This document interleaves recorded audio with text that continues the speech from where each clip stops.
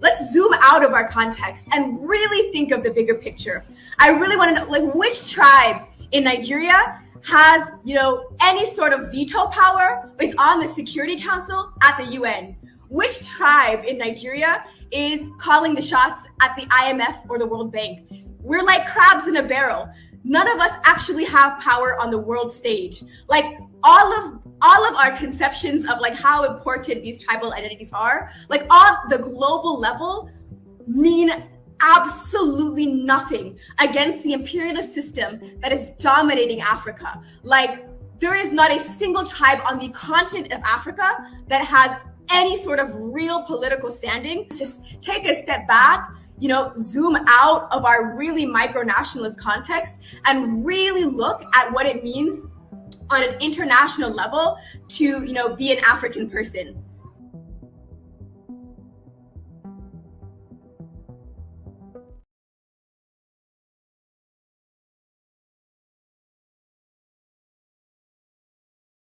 All right. Oh, all right. Welcome to Pan-African Perspectives. This is a weekly live stream where we dive into the real life experiences, visiting Africa, moving to the continent of Africa, investing in African ventures, and potentially buying land, all with the ultimate purpose, and ultimate goal of advancing Africa and restoring its rightful place on the world stage. Our mission is to support an independent Africa and empower African people on the continent or in the diaspora. Whether you're currently living in Africa, you've recently migrated, your ancestors were trafficked during the transatlantic slave trade, or you're a foundational Black American, this live stream is for you. I'm Joe Hatagwa, your host and the founder of Authentic African. And each week I'll share my experiences living, traveling, and investing in Africa. From time to time, I'll also be interviewing others who have made the move to the continent, offering their insights and stories. So join us as we explore a journey towards a liberated and thriving Africa. So today we have a special guest, as you just saw in that video, Inem Richardson, who is an organizer with the All African People's Revolutionary Party. She's from the Bay Area in Northern California. She now lives in Ouagadougou, Burkina Faso, and is the founder of the Thomas Sankara Center, a Pan-African library, and a political education center. She records oral histories on the revolution led by Captain Thomas Sankara.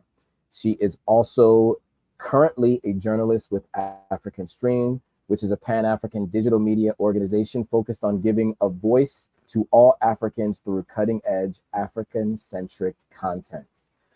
And if you follow the channel, you will also know that she is also a co-host of a live stream that I host with her weekly called This Week in Africa, which is a collaboration between Authentic African, this platform here, and African Stream, where we break down this week's breaking news and its impact on Pan-Africans and African independence. So without further ado, I would like to introduce you all to Inem Richardson. Inem, what's up? How are you? Greetings. I'm happy to be on. I can't believe that I'm on. I was telling you before we got started, like, I'm so used to doing live streams with you, but never like in this context. So I'm really excited. I think this is going to be very interesting.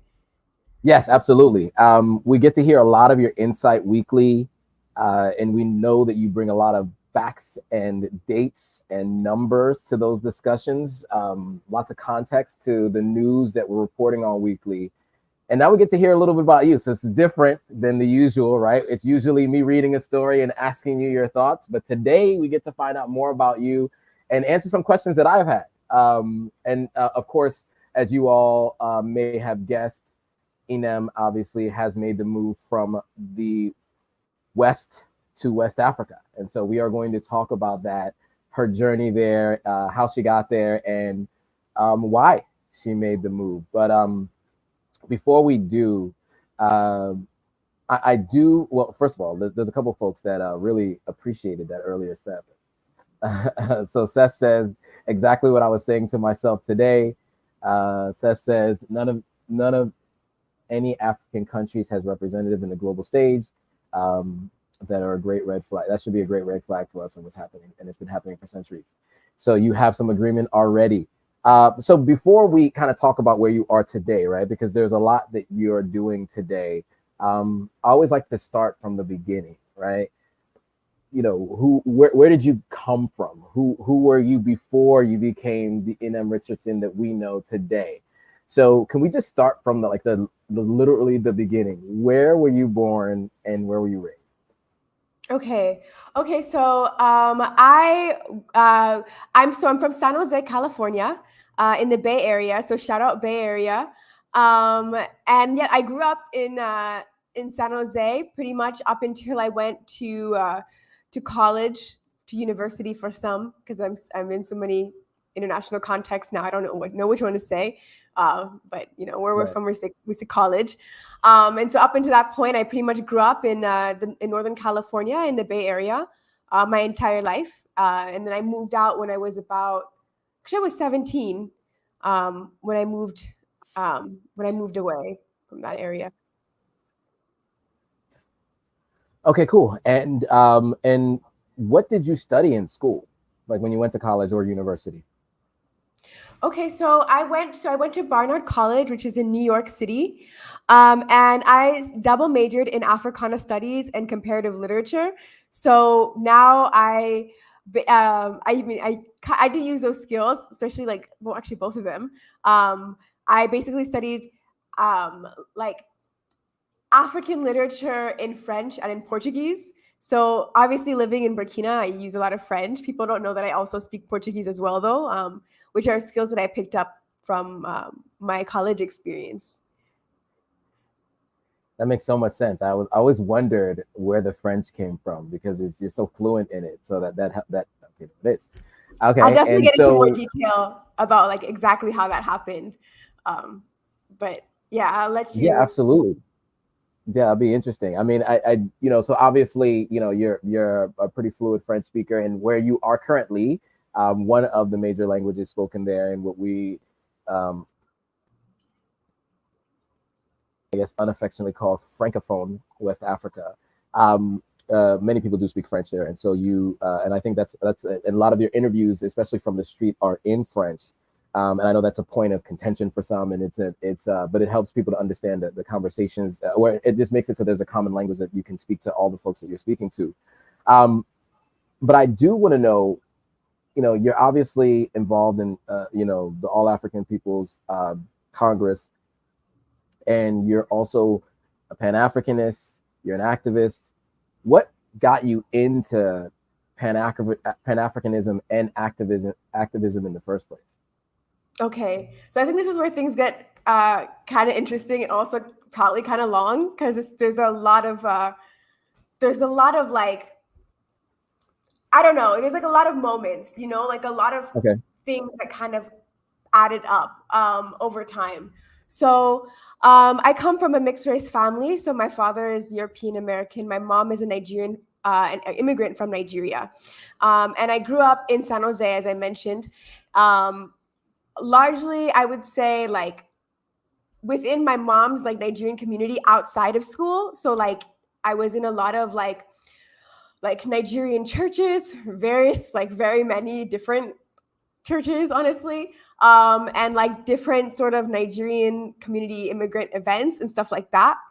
But that was not the same as my school experience, where actually I was one of very few African kids, Black kids. In the APRP, we call all Black people Africans. So please know I'm using the term in the broadest sense. But I was one of very few in my school setting. And I got really bullied a lot in school, actually, even though you would think, I think a lot of people think of the Bay Area, Northern California, as a very progressive place and very racially diverse place. And to be honest, it is. I would say it's very diverse in terms of there's a lot of immigrants, but a lot of African people have been pushed out of San Jose over the past few decades. And so I was like really tormented in school, honestly. Like I got called like everything you could imagine. Like I was called the N-word. This is like mostly when I was in middle school. I was called cotton picker. People were making fun of like all my physical appearances. Kids would come up and like sniff me and tell me that I smell like a Black person, or like that they knew Black people had a scent. Like it was like I feel like it was a very traumatic formative experience, especially at that kind of age where you're like young and like insecure. I had like, there was another Black girl in my middle school who actually ended up transferring schools because she felt like the bullying got so bad.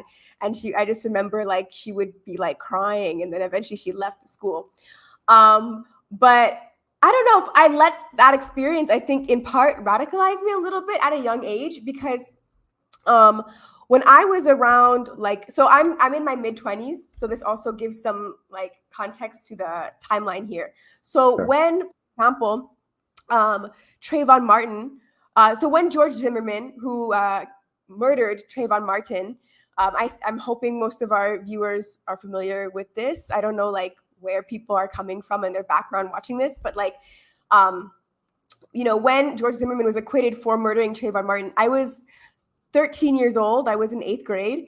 And I actually remember very, very explicitly, like, being like a pivotal moment for my sort of conception of the United States. And I think it was also a big moment for me to feel like, I think I was going through like personal sort of traumatic experiences as a very young person in my like interpersonal day-to-day life. And then I think I was seeing something also like playing out on the television that kind of led to a little bit of a connection there. I was like, okay, there's something beyond like my personal experience with racism in terms of what I'm going through at school. Like there's a systemic problem, even though I didn't know that kind of word at that point in time. Like I was like, okay, there's a problem with the United States. And I remember that very clearly because I had so much faith. I was a child. I had so much faith in the United States at the time. And my mom didn't, she'd been in the United States for a few decades. So she was around in the US in the 90s. So she remembered, Rodney King. And so she had context that I didn't have. She'd been an immigrant in the United States for decades. And so she told me from the beginning, she's like, I know how this is going to play out. And I just didn't understand that because I was, I was young, and I feel like, in some ways, I guess I was sheltered, but also like not exactly. I think I had, I think I experienced a lot of racism, but maybe just like different, like obviously like a different way from how Trayvon Martin did, in the sense that,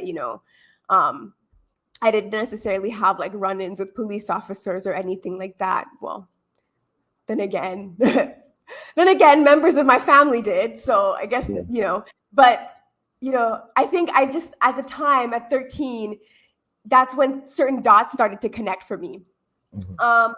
And that was the beginning. If you remember, like the Trayvon Martin case was the beginning of the Black Lives Matter movement in the United States. So that's when, the term Black Lives Matter kind of became popular. People started talking about like Black Lives Matter, this and that. And so the next year I went off to high school, and I think I was seeing this movement beginning to emerge within the context of the US. And I was very, I was intrigued. I began to become, passionate about what was going on and what I was seeing. And I think I also had, certain like personal experiences that were weighing on me. I think, it took me a while to work out some of the like trauma from the racism I experienced, even to be able to talk about it, like was hard for me initially, because I was very like, I don't know. I was kind of just alone in that context. Like there was, like I mentioned, there's another Black girl who left because there was so much bullying, but I don't know. I just didn't really open up to like a lot of people about it, but I did kind of let that push me politically as a teenager, like as a teenager. And so as a teen, I started to have like this interest in the Black Lives Matter movement. And I understood that there was a historical context to what was going around. I didn't have the same political clarity that I do now, obviously, but I began to have like interest in, I guess the way I'd phrase it now is like interest in the politics of Black liberation. And so I'm interested in the Black Lives Matter movement that's emerging, but I'm also at this time, as you know, now maybe like 14, 15, 16, interested in like reading like Malcolm X. This is the time when I was reading like Malcolm X, I was reading Angela Davis, I was reading Assata Shakur. And so it's just trying to figure out kind of like what was going on with this country, like with that country. Like how did it become a place that was so hostile towards Africans or towards Black people? And, you know, what pretty much like how was that something that people previously were addressing and were, what did the struggle look like in the historical context? I was part of the Black Student Union in my high school. I actually served briefly, or maybe like a year and a half, I don't remember, as like president of the Black Student Union while I was in high school. Again, it was small. I think like San Jose, like I said, like the Black communities have been getting pushed out for a while. So it was a rather small Black Student Union, but we existed and we tried really hard to struggle against, you know, racism that continued into high school, which wasn't as bad as my middle school experience. But of course, I mean, you know, I think this is just part of being African in America. Like everybody has stories from their school experience, regardless, honestly, of where you study and who's around you and what that looks like some way or another, you know. There's fundamentally, whether it's like interpersonally or systemic, you know, deeply rooted racist problems. But, you know, I began to have those kinds of interests. I even like politically, I started saying things when I was in high school. Like I said that I'm a socialist to people because I was reading Angela Davis and Assata, and I realized that that was what they believed in. I don't think that I fully understood that politic. Like, I don't know if I actually defined it, but I knew that like Angela Davis and Assata Shakur and even Malcolm X were all telling me that capitalism was very messed up and that capitalism was part of the problem.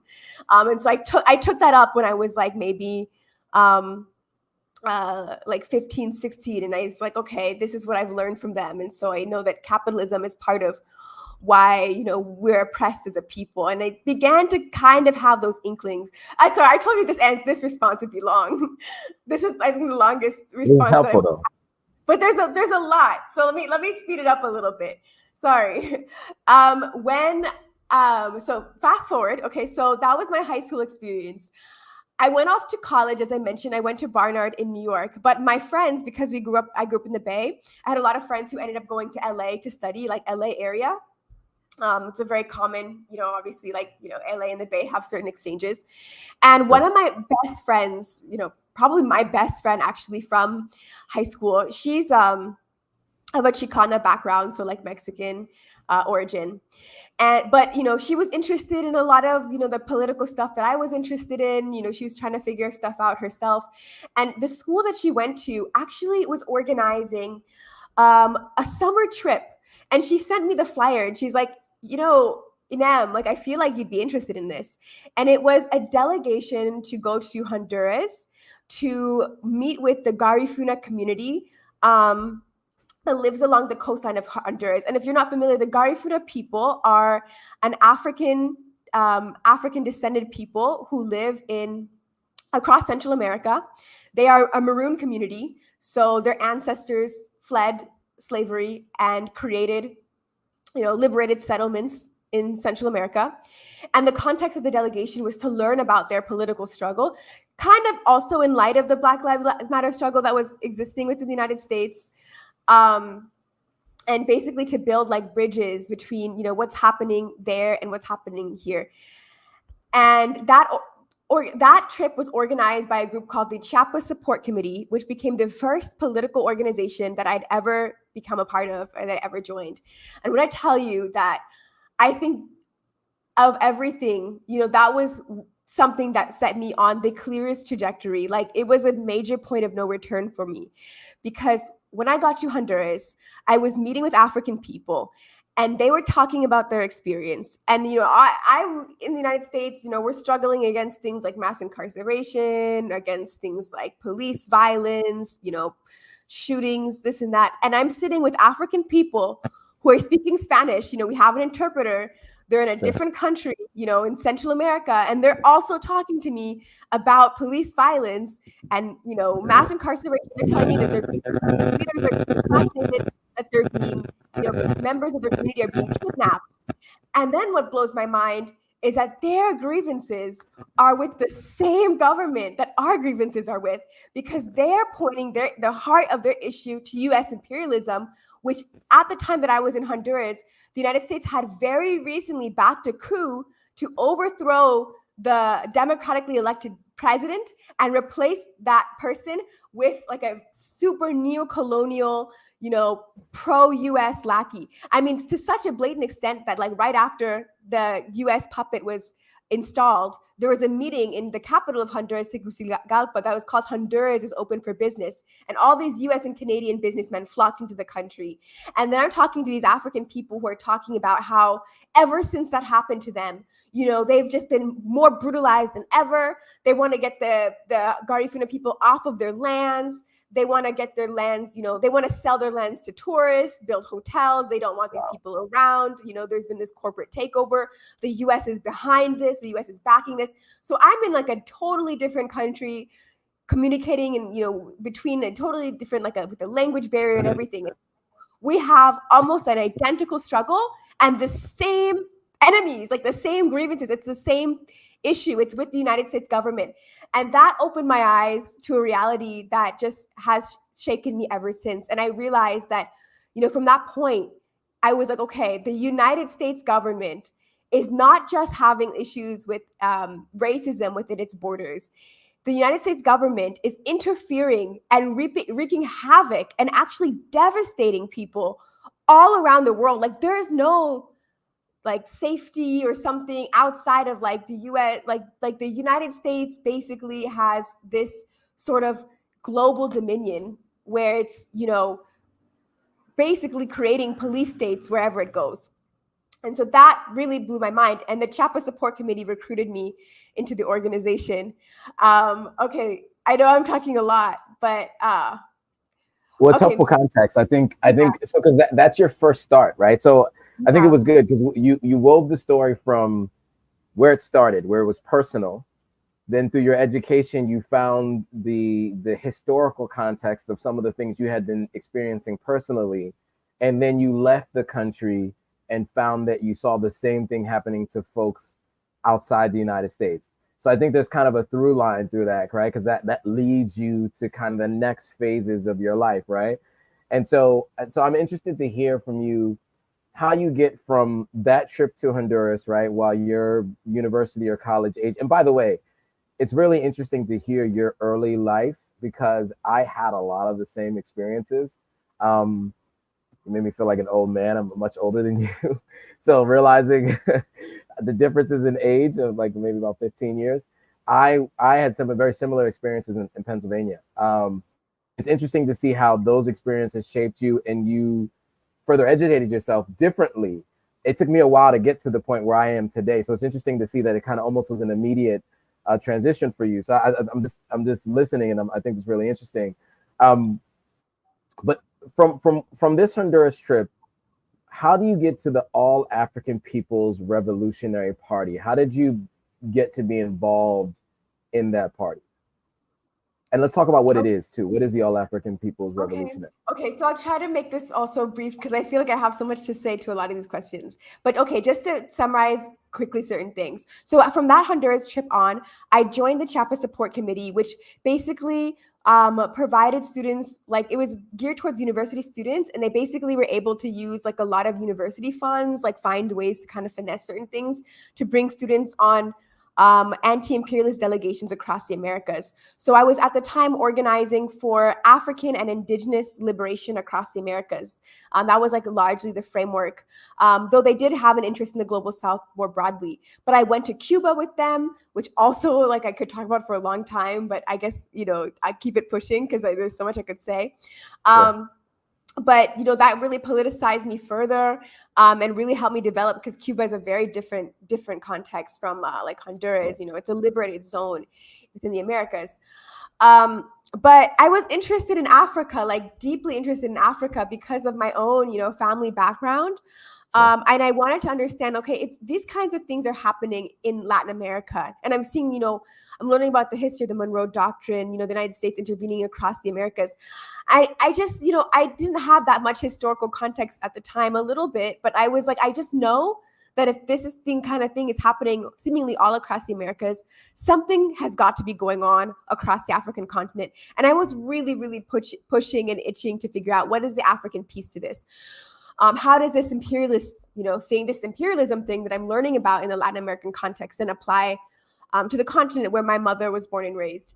And so I studied abroad when I was in college. I did 2 semesters abroad. My first semester was in Senegal. So that's how I really, really learned French. Like I told you, I'd get to this eventually. I took classes and this and that. I started taking classes in high school, but it was really when I was in Senegal that I was forced to learn French.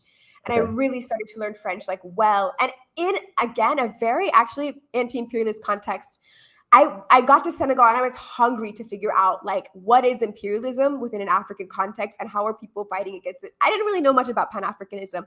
I think I had heard of Pan-Africanism and thought it was an old person's thing. I don't think I knew young people interested in Pan-Africanism until I got to Africa. And then I was like, oh, no, it's real. The youth are taking this up. So in Senegal, I encountered an organization called the Front for an Anti-Imperialist, Popular, and Pan-African Revolution.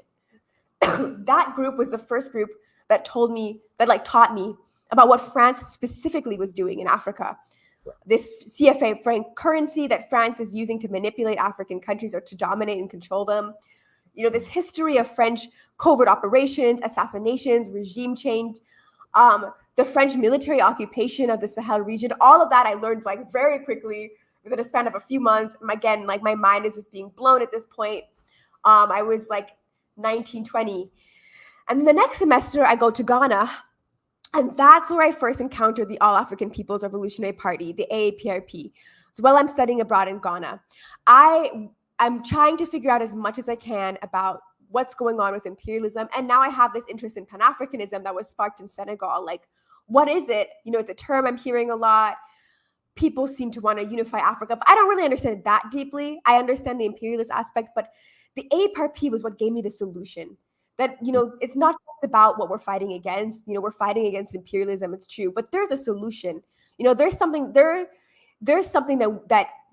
we can do that could put an end to this, that could change this. So the All African People's Revolutionary Party is an organization that was founded by the Osajifo, so Dr. Kwame Nkrumah, the first president of Ghana, one of the great Pan-African leaders. So he founded the All African People's Revolutionary Party. He mentions it in one of his books, The Handbook of Revolutionary Warfare. I highly recommend people read that. And he co-founded it. So he was the one who he came up with the term AAPRP, called for it to be created. And then he launched it into existence with Ahmed Sékou Touré and Amilcar Cabral, as well as Kwame Ture. And a lesser known figure, he's not really, unfortunately, he's not as well known historically, whose name is Lamine Janga. All together, they formed the first work study circle of the AAPRP. And that's how the organization operates. The basic unit is within the form of work study circles. It's an organization that takes political education very seriously. So I feel sometimes people see me on some of the streams we do and they're like, oh, that's so interesting what you have to say. Or sometimes people might think I have good ideas. I'm always super honest. These are not my ideas. I did not come up with these things. I read a lot. I'm part of the AAPRP. We all read a lot. We read a lot. Nothing I say is original, and I'm willing to admit it. I read Nkrumah, I read Ahmed Sékou Touré, I read Cabral, I read Sankara, and all of those people had the ideas. I just regurgitate it. I'm gonna just be real with people, and I want people to do the same. I want them to pick up a book. I want them to read. I always push political education very hard, but that's what the AAPRP is. And like I mentioned, the AAPRP brought me that solution. The AAPRP defines Pan-Africanism not as an ideology or as a movement, but as an objective, something that we have to achieve and we have to fight for. And the AAPRP defines Pan-Africanism as the total liberation and unification of Africa under scientific socialism, which is a definition that emerged during the 5th Pan-African Congress in 1945. which Kwame Nkrumah was a major part of. And so it understands that capitalism was a system that underdeveloped Africa. Walter Rodney talks about this in his book, How Europe Underdeveloped Africa, another great one that I recommend. But if you look at how capitalism developed historically, Africans were that first commodity under the world capitalist economy that gave Europe its boost in order to jumpstart capitalist industrial development. And since that time, the basis of the capitalist global economy has been that Africa is integrated within that economy as a producer of raw materials and the importer of manufactured goods. But the APRP and through studying Nkrumah, through studying Sekou Touré, through studying Cabral and many others, these are all like revolutionary Pan-Africanists and socialist leaders. They understood that socialism is actually about an industrialization process that uplifts the masses of African people collectively.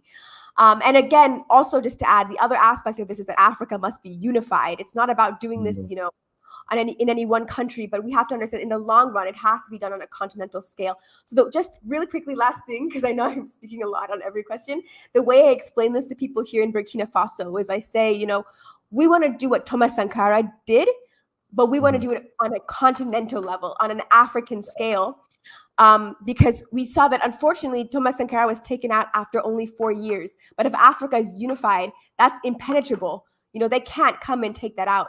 And then just one last thing. I know I said that a second ago.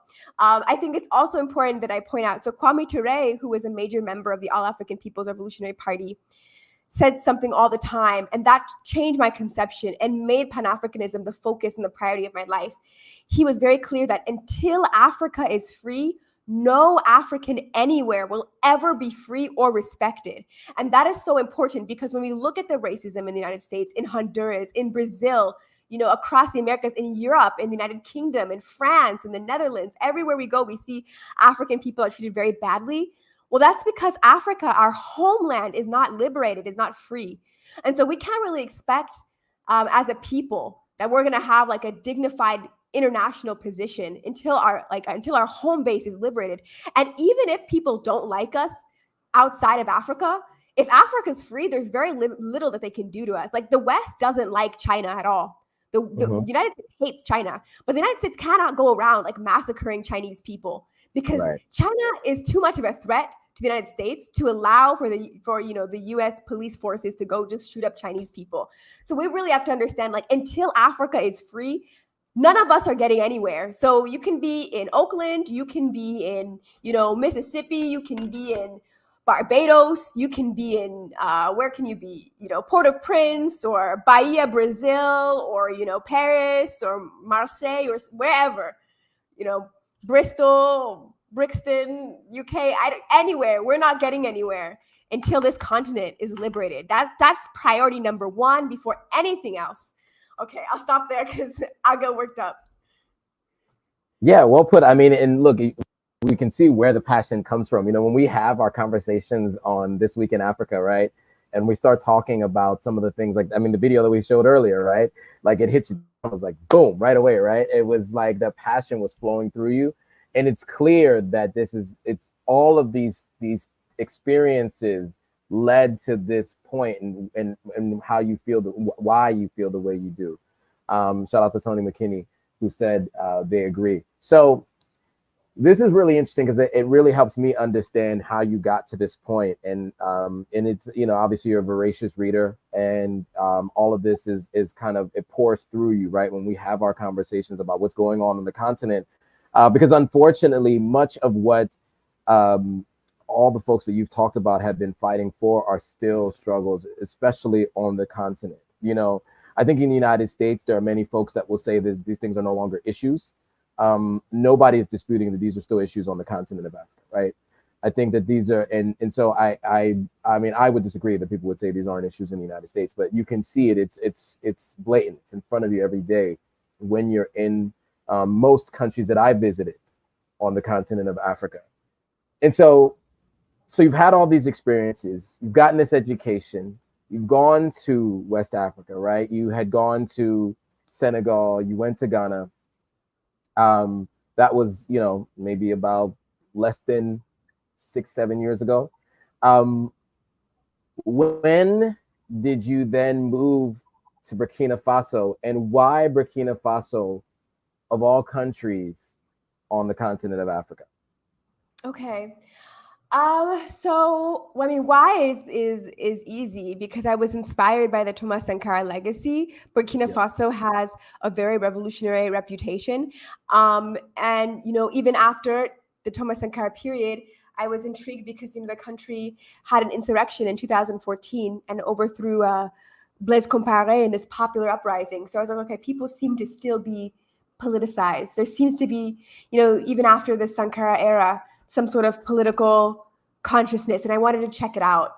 But I didn't actually know I was going to move to Burkina necessarily. So I originally came to Burkina Faso. So I met the first people I ever met who were from Burkina Faso while I was studying abroad in Senegal. And so I connected very much with the Burkinabe community, because there's I'm a little bit of a Burkinabe diaspora who is in Senegal. And I was, I stayed in contact with them. And when I was in college, I decided to apply for a temporary, I guess a little grant that's designed for, undergraduate students to do a project over the summer for 3 months. So they give you like $10,000 to do like a little summer project. And I was like, oh, wait, I want to do something in Burkina Faso. And so I talked to these contacts that I had known in Senegal. Some of them had moved back to Burkina out and were, back, they were there largely for school, and they'd come back.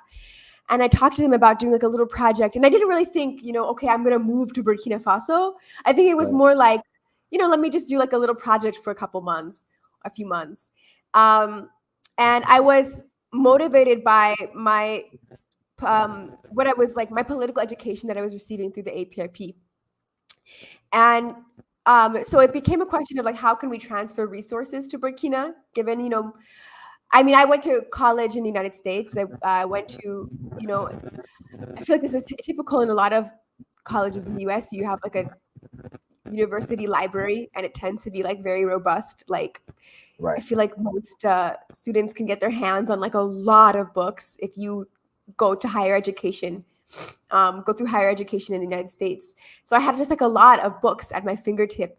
Even like, books that weren't on my campus. Universities have exchange systems. You can get almost anything. And then it's like I come to the continent, and it's like you can't even find Thomas Sankara's speeches in his home country. And I go, to be fair, so at the time I actually did see sometimes, occasionally like a Thomas Sankara speaks, but like occasionally, and way overpriced like beyond what anybody could afford. You come out like here in Burkina, for example, there's like, you can't get any book by Kwame Nkrumah. I've never, ever seen one outside of the Thomas Sankara Center. You can't get, Frantz Fanon or, Amilcar Cabral, Ahmed Sékou Touré. They don't sell any of these. Impossible. Like, you'll never find it. And this was a reality I was seeing across West Africa, because, I'd been to Senegal, Ghana, I'd been to Nigeria, and I was kind of seeing a general pattern, which is that Pan-African books are really hard to come across. You don't get them easily here. And when you occasionally do, they're super, super, super overpriced, like beyond what people can afford. And so it was an idea of just like, okay, can we do like a little project for a few months of like bringing in some resources? But I don't know. I feel like, I had really good comrades on the ground here. And let me give a quick shout out to them also, because, I recognize I get to speak sometimes on these platforms because I speak English, and I grew up in the US. And so, I have a lot more opportunities. So let me give a quick shout out. The co-founder of the center is Wenlesida Simpore. So we actually founded it together. Wenlesida Simpore, who grew up here in Ouagadougou. One of our first members ever is Osian Pasamde Sawadogo. So like, he has been part of the Thomas Sankara Center from the very beginning. We have other like very dedicated comrades, Francois Sam, Donald Dabire. These are the names of people who run the library like regularly. We have Fatou Baloraz, just giving quick shout outs because I feel like it's better to say their names than to leave them out of this, but because it's so important, the work that they do. Kusube and Diabuga. These are people who really contributed to this project. And so it was about transferring resources. It was about, how can the diaspora contribute to the liberation of the continent through, sending back certain things that we have access to. And that started like right after timeline wise, basically I was supposed to go right after my senior year of college. But then COVID hit and I was stranded for about a year. And so I didn't end up coming out here until 2021. And so that's when some of the foundation became laid for the project. And then it launched in October. So this October will be our 3rd anniversary. Wow. Okay. So it started out as a project, just working on this idea of what later became the Thomas Sankara Center. And but then you ended up deciding to move. So what made you, I know you wanted to do this project, but what made you decide that you wanted to move to Burkina Faso instead of doing this remotely from anywhere in the States, let's say New York and or San Jose or Los Angeles, where you had mentioned, your education and people you had known had been living? Well, I feel like the nature of the project, like it's about books, but it's also deeply about political education. And so we have an APRP work study circle at the Thomas Sankara Center where we study collectively.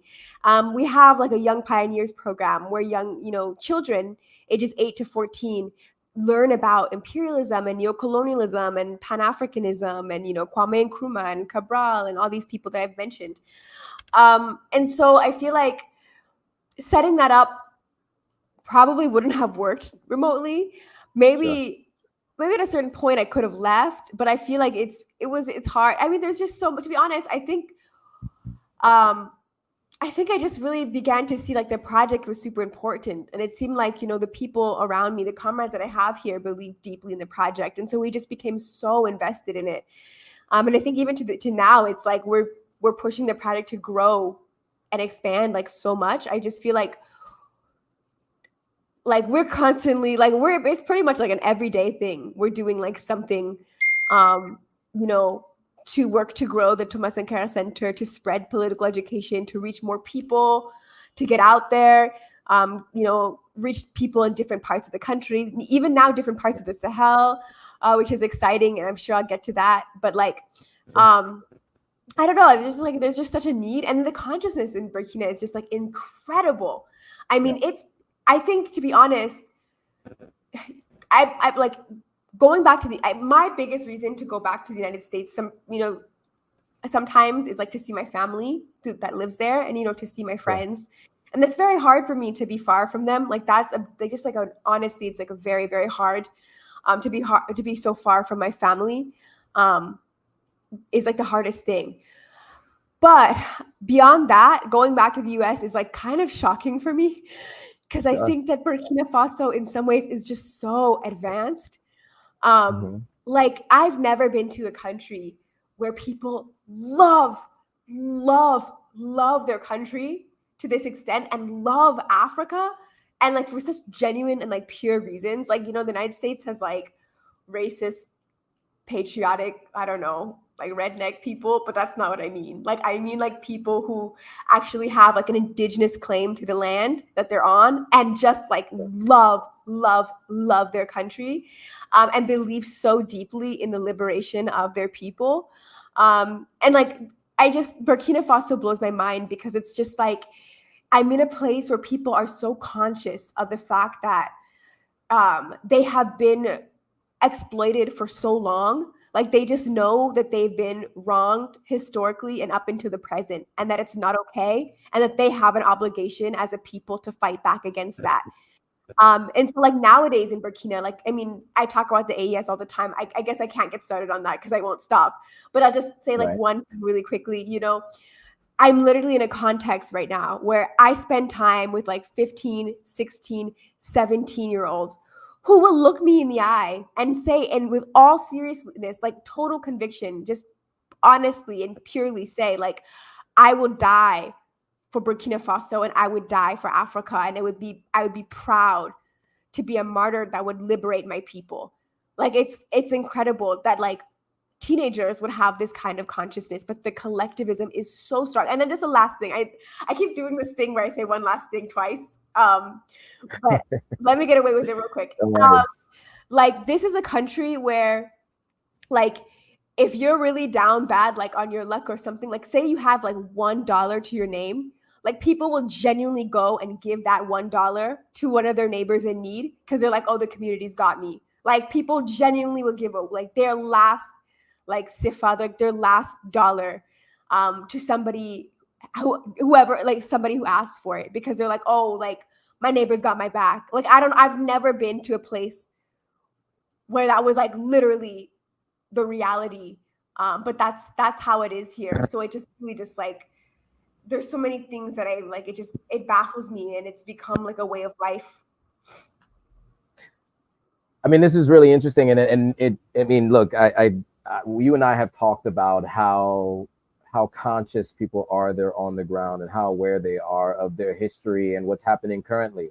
And you mentioned how much they're willing to fight for their people, but it's borderless, right? It's not Burkina Faso, but it's African people, right? From our conversations, we've talked about how they really welcomed in, you know, the folks from Mali and they all are aware of what's happening, not just in Burkina Faso with, you know, these artificially drawn lines, but also what's happening across the Sahel and everywhere else across, you know, West and Africa in general.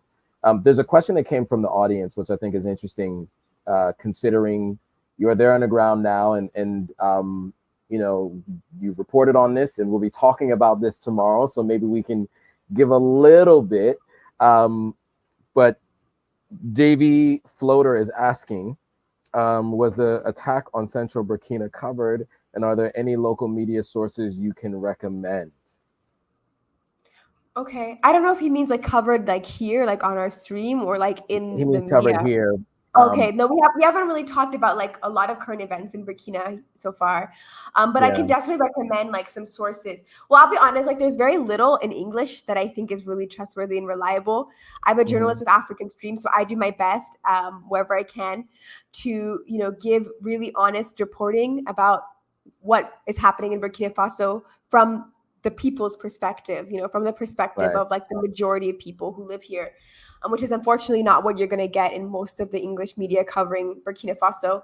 Right. There is another news source called Afrique Media, which is based out of Cameroon. And it's like mostly in French, but they actually do translate a lot of their own articles into English. I think they have somebody on their team. Well, it's Cameroon, so I'm sure they have like English speakers involved. So they have like some English language covering. If you type like Afrique Media, it's like a more, I'm referring more to like written articles, like that would be like where it would go to for an English speaker in terms of like certain written updates about Burkina / the Alliance of Sahel States, the AES as a whole. I feel like unfortunately in English, those are like the only two sources that I could say like give regular coverage in English from an anti-imperialist angle regarding the AES that I know of. Yeah, and as much as possible, we do try to cover these kinds of topics on the This Week in Africa, right? Where we together talk about what's happening throughout the continent of Africa. And this specific topic that you're asking about will be covered tomorrow, quick plug, for This Week in Africa, where Inem and I are going to go through not just this specific topic, but just how the West has really been working to try to destabilize what's happening in the Sahel region. So definitely I would recommend you look at the two sources that Inem just mentioned. And then of course, you want to check out this platform tomorrow and or African Stream tomorrow, because we do stream live simultaneously. And we will be talking about this specific story. So today is really an interview with Inem and her experience and why she moved to Burkina Faso and what her experience has been. And tomorrow is the week's news on the continent of Africa, and we will be covering this story. So I thought I would share that because, of course, it's a great plug for tomorrow's discussion. So, you know, we've gone through a wide range of topics, right? That kind of gets us to where you are today. And, you know, I just alluded to it, you know, briefly here, but I'd love to talk about your involvement with African stream, to kind of maybe close this out, and get an understanding of one of the other things that you're doing beyond the activism work, and the Thomas Sankara Center, but what you're doing as a journalist with African Stream. So one, I'd love to, and I mentioned what African Stream is earlier in this discussion, right? So I don't know if you want to tell what African Stream is in your own words, and then how you became connected with African Stream, and then I will take myself off stage. I'll be right back, but you can go ahead and tell that. Okay, so African Stream is a Pan-African digital media platform, and I think it fits in very nicely with a lot of the other, like, the organizing work I do, because it really gives a platform for, again, like, the people's perspectives out here in Burkina Faso and across the Sahel. And so, I mean, I cover all sorts of things related to Pan-Africanism, related to the Alliance of Sahel States, struggles against imperialism. These are all very typical, like, African Stream, typical stories. I was recruited into African Stream by a comrade, William Sakawa. Shout out William Sakawa, who was interested in some of the stuff I was doing with the Thomas Sankara Center. And so he set up a call. I had no idea. I didn't really know about African Stream actually at all before I talked to him.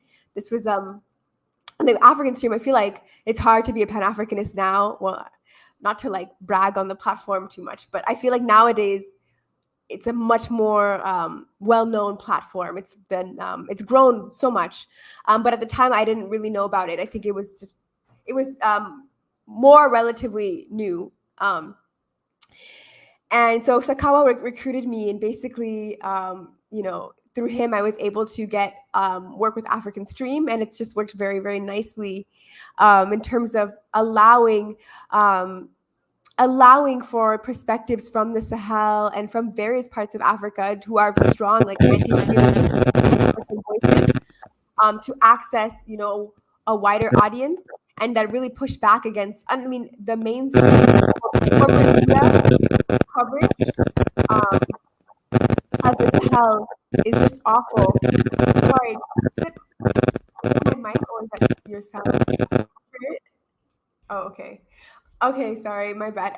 So yeah, I mean, like, if you look at, like, unfortunately, like, Al Jazeera, BBC, France 24, obviously, like, all of these medias basically accuse the Sahel states of being, like, I don't know, like sadistic dictatorships that are destroying the lives of people. Like, it's just nothing to do at all with how, like, the vast majority, like, of people in this part of the world view these governments and these leaderships. But, they'll talk about human rights abuses, this and that, and it's like, where? If you live here, it's like, where? What are you talking about? Where?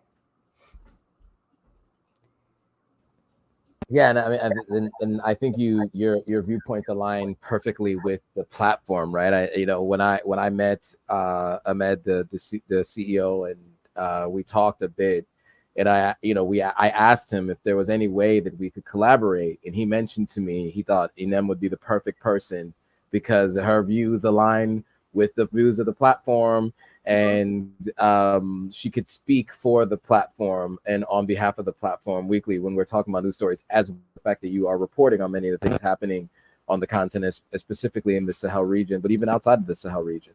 And so, I think it's really important to kind of hear the story behind the person. I learned a lot about your background today. I was not aware of many of these things that we talked about today. Obviously, I knew you were passionate about what you believed, and you are also very knowledgeable. That was apparent to me from the first time we had our live stream. I don't really have to say much, and I also learn a lot through the process as well, because I am a lifelong learner, and I'm not as a voracious a reader as you are. So I'm learning as we go along. But I think this is really important stuff, and I think Golden Roots believes the same. Golden Roots is saying the same here in the comments. Very important and interesting information. Yeah, agreed. And I wanted to tell your story, but also have you speak to your experience, because your experience, I think, is a learning experience, I think, for everyone. And the I started calling this live stream maybe 5 months ago, Pan-African Perspectives, because I have been evolving in my own political beliefs and my own thoughts about the world, and become a little bit more, I don't want to say radicalized, but I've absolutely become a little bit more invested in seeing a united African front and seeing that become, you know, a force to be reckoned with. But I will say this, you know, it's been a pleasure to have you on the This Week in Africa. It's been a really educational and enlightening experience over the last few months, and I'm excited to continue to have these conversations, because I think it's really important for those who watch these live streams and even for my own personal education. And so I'm looking forward to continuing to have these kinds of discussions. You know, I think it's necessary, and it's the first step to making real change and making progress, right? Is just informing yourself to begin with, as you did so many years ago. You know, talking about reading Angela Davis and, you know, Kwame Nkrumah and all the folks that you had been reading at such an early age. Before we go, because we are at time, and we could have this conversation all day. I have many more questions to ask you, but maybe we'll do a part 2, and I'll be asking you these personally anyway. But before we go, I do have a couple of questions for you, just in terms of where people can find information on, one, yourself and let's say the Thomas Sankara Center, and then 2, the AAPRP. Okay, cool. So for the Thomas Sankara Center, people can find us on Instagram at Burkina Books. I think, you know, I might have sent you some links. So I mentioned that the Thomas Sankara Center is currently in a process of expanding quite a bit right now. We're actually opening another Thomas Sankara Center in Niger, which is very, very exciting. So the Thomas Sankara Center currently, you know, post that one grant I received back when I was in college, since that time has been 100% grassroots funded. You know, we are funded just through donations, through support of like regular people who believe in African liberation and who want to support liberation struggles on the continent. And so what we're doing right now is we have a book drive for Niger. So I've mentioned books a lot on this live stream, and how important it is to read, and how unavailable books are in a lot of parts of Africa. And so we collect books for Burkina Faso and Niger. And, you know, so we're currently doing a book drive where people can either send money or they can order books directly through our Amazon wish list. And we'll get those over currently to Niger, and in the future we'll do some more for Burkina. And so if you have ever read, you know, any book that has touched you or inspired you in any way, that, you know, why not, you know, send that to a library so people could freely access that book, you know, living in Burkina Faso or in Niger, so they can also have access to these works. And so if you're interested in that, I think we have some links in the YouTube. I think there's some links in the YouTube comment section, or what do you call it? The bio. Is that the word? The description. Yeah, the description. Thank you. In the description, about like ways that you could support that and get involved in that. Because like I said, it really is just like regular good-willed people who pretty much provide 100% of what the Thomas Sankara Center needs and uses materially and makes publicly available, free of charge, for the people who live here in Ouagadougou, and then now soon for the people who live in the capital city, Niamey, in Niger. So we have those links below. And then we have a Facebook page, though I'd say our Facebook page is a little bit more in French, because it's more geared towards, you know, getting people who are in this area to come and check out our political education work, and to come and check out books and to access these resources. And then what else? All African People's Revolutionary Party. So the AAPRP International is the website. So you can, I should send you that link. Maybe you can add that to the description. I should have sent it to you before, actually. I didn't think of, but yeah, AAPRP International. And then that's also the Instagram handle. So AAPRP International on Instagram. And then I believe on X, it's just AAPRP, I think. Should just be APRP on X. What else do we have? We have a Facebook page, All African People's Revolutionary Party. There's like a little dash between the all and the African. So All African People's Revolutionary Party. That's an organization you can join from anywhere in the world. There are people in Ghana, as I mentioned, in the United States, in France, in South Africa. We call it Azania within the organization. Kenya, anywhere you are, basically, Germany. Even if you are living somewhere like maybe you are in Japan and we don't have an AAPRP section there, you can still join, and we'll make sure that you are able to at least virtually join and participate in a work study circle, and be prepared, because if you engage in a political education process for a long enough time, it will change your life. So be prepared for that, which is very good. And last final words, then I would encourage everybody listening to join an organization, whether it's the AAPRP or not. Maybe there's another organization out there for you, but we're not going to win our liberation or achieve our liberation if we're not organized as a people. So join something that is fighting for Africa's liberation wherever you are. We all have that responsibility. And also political education, like read. It's so good. It's so important to read. Okay, somebody said, please elaborate about AAPRP. So that's the All African People's Revolutionary Party. It's the organization that I talked about a little bit earlier. So if you missed that part, you can kind of like rewind. I talk a little bit about my experience with the All African People's Revolutionary Party, but the acronym that we use is AAPRP. So definitely check it out. You can search it online. The website gives a lot of helpful information as well. Absolutely. And I will just say again, thank you, Inem, for doing this. This has been a really enlightening discussion, and I'm glad the people who are watching got something out of it. And also thank you for joining me weekly on the live streams with Music in Africa, which we are going live tomorrow at 11 a.m. Eastern Standard Time. So for those of you who want to know more about what's happening on the continent of Africa from the lens of a Pan-African perspective, with those who are informed, people on the ground, and the Western media outlets, the stuff that you won't hear from them, we definitely would recommend you tune in weekly. We cover the stories that those who don't want to see Africa succeed won't cover, and who also sometimes silence and suppress those voices on the social media platforms. So if this was interesting to you, we'd love for you to like, comment, subscribe, hit that thumbs up, hit that notification bell so you're notified every time a new video comes out. Share this with anybody you know who needs this kind of information and wants to know more about how they can get politically involved, because this is really kind of the story of how someone can have their own personal experiences to becoming someone who puts together a center like the Thomas Sankara Center and moves to the continent of Africa. So one of the countries that you don't hear often people moving to, and why. So any final words, Inem, before we go? Join an organization, as I said, very important. If you're able to donate a book for Niger, check out that Amazon wish list or contribute, because, even for there's books that are like, I think the cheapest one is €350.